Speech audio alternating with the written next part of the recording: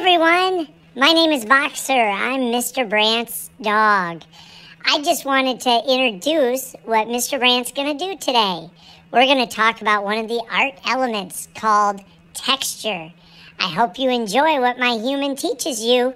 Have fun drawing, and remember, art is essential. Thanks, Boxer. That's one of my puppies, Boxer. I have another one named Bailey, which you'll probably see later on this year. But thanks for the great introduction. We are going to talk about the art element texture. And we're going to do kind of a fun, different kind of a drawing today. So if you're ready, let's get started. What is texture? Texture is kind of how something feels. And in art, you can have real or actual texture, or you can have implied texture. Real texture is like if you're doing a clay sculpture or you're doing something 3D and it actually has real texture, meaning you can feel it. It feels bumpy or it feels smooth. It feels furry, whatever that texture is.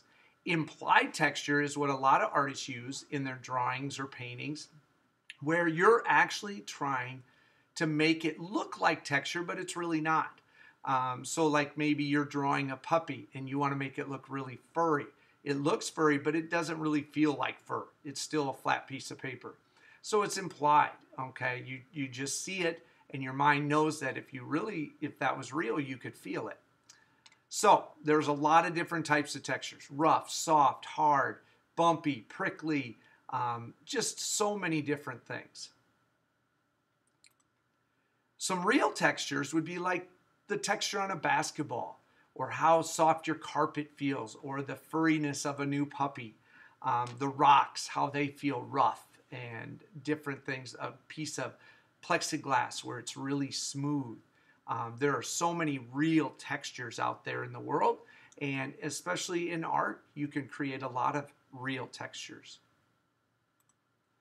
Implied textures are more where we've made them up. It's kind of given the illusion. And you can do that, as you see on the top, with just doing hatching lines or lines crossed over each other. You can do it with little hatching lines, stippling. There are so many ways to make something look like texture. And so today, we're going to get right to it, and let's start creating some texture. So here we go. All right, I'm going to get my camera set here, and remember, I'm going to be looking over at the computer a little bit. That's why I look like I'm looking off to the side.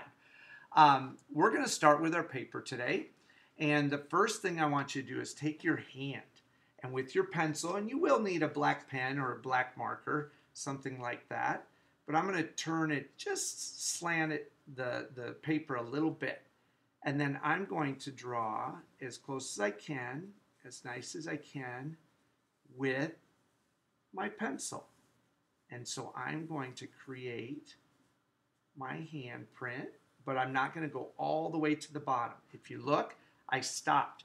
I left some room down at the bottom there.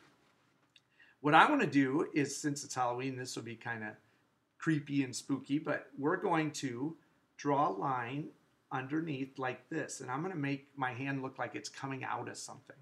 So what I'm going to do is come to this side, and I'm going to come back in, and then go out, and then come back in. And then I'm going to go over here and come in, and back out, and back in. So it's about even right there, okay? Once I've done that, on this point, I'm going to draw it down, and I'm going to draw it down. And you can see now it looks like I'm kind of, my hand's coming out of a hole. Now, what I want you to do is you're going to come up with at least 1, 2, 3, 4, 5, 6 different textures. I hope you can do more than that, but I want you to come up with at least 6. And what I want you to do is say, okay, my first finger, what do I want it to make it feel like it's got a texture on it? So I might take and just kind of divide it up here. Now, you can do this with a pencil. Maybe I want to make it look furry. So I'm going to make my finger look furry with little hatching lines, okay? But if I have a pen, I can use a black pen if I don't want to outline, and I can just do the textures right with my pen. I don't have to draw it with pencil first. I can go in and make it look furry by just crossing over and making little lines like that. Maybe I want to do this. Maybe I'll outline my finger here. And maybe I want it to look like rough bricks. So I might draw some stripes like so, just like this. You can come up with any texture. And if you remember how to make bricks, what you can do is if I draw my first row of bricks or blocks, it's always from the middle of the bottom brick. So here's a brick, I'm going to go to the middle of it, and then that's where I draw my next line. And then I go to the next one, here's a brick, middle of it, middle of it. This middle brick, I'm going to draw a line up. This one I'm going to go up, middle and middle, and middle and middle and middle.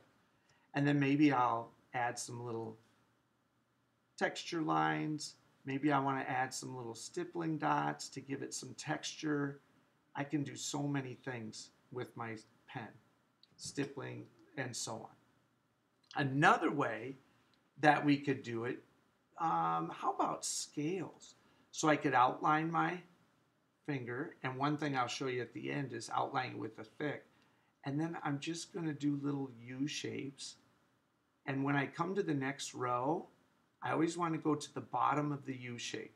So touch the bottom, bottom, bottom, bottom, all the way. Always go to the bottom of the U shape that's above. That will give that overlap look of scales, or in a little bit I'll show you some feathers, and you could do scales in your finger. Lot of other things. I want you to come up with a lot of details in what you could do. Another one, maybe I go down here and I want to do actual feathers. You could make these look really pretty if you colored them in.